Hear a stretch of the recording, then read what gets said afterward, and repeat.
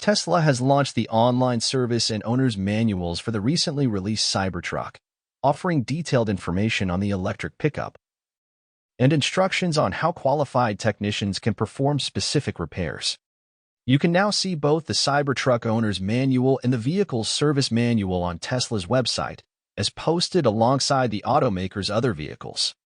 While Tesla warns in its service manual that maintenance should only be performed by qualified technicians, it has also publicized how to perform certain fixes so owners can decide the best way to proceed with Cybertruck repairs.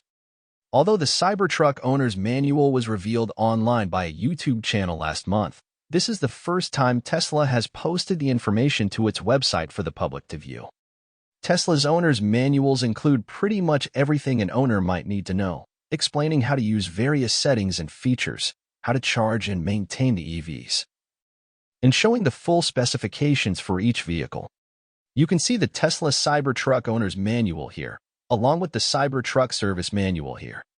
The news comes just a few months after Tesla held an initial delivery event for the Cybertruck in late November, and as additional early deliveries of the electric vehicle have started to trickle out since. It also comes as Tesla continues to ramp up Cybertruck production at its Gigafactory, Texas, with onlookers recently spotting well over 100 units at the plant on any given day. Tesla expects to take 12 to 18 months from initial deliveries to reach volume production of the Cybertruck, while many reservation holders await their turn for delivery. While the Cybertruck is currently only available in the U.S., one Tesla executive said he's hoping the EV will go on sale in Canada soon. Meanwhile, although CEO Elon Musk said it would be very difficult to get the electric pickup road legal in China, and other executives have made similar statements about the European market, Tesla has been putting the Cybertruck on display in China and Japan. In addition, some have said a similar Cybertruck display tour could be coming to Germany and maybe more of Europe in the coming months.